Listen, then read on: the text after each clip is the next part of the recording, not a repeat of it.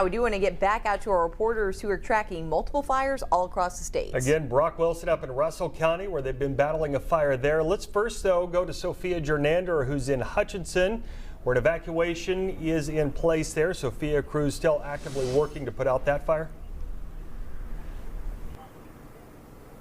Mike and Rachel, I was just at this fire a few minutes ago. I was escorted in by police, but then the small spot fire started and I had to leave the area.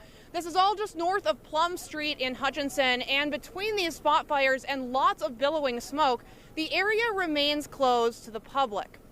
I spoke with the fire department a couple of hours ago. This fire was called in around noon, and they say close to 100 firemen were fighting it until it was contained around 3. But of course, the fire department is continuing to watch for these spot fires in the evacuation area, which they said will take a few more hours before people can be let back into their homes. When we put out an evacuation order, it's a heavy suggestion to leave. We can't force you to leave.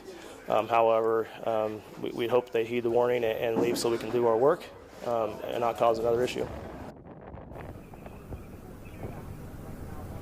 People in Hutchinson are being advised to still avoid the area, but the fire department wants you to know that no one was harmed and no houses have been damaged. In Hutchinson, Sophia Jernander, 12 News.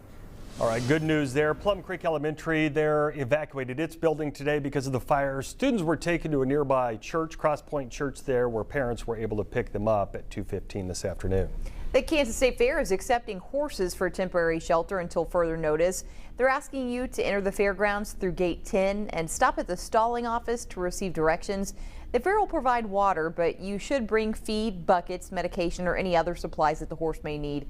Trailers may be parked in the Midway area. Cowley County says it did contain a fire in the area of 121st Street on Highway 160, just east of Winfield. Emergency management says the fire was blowing smoke across that road, causing some problems for drivers.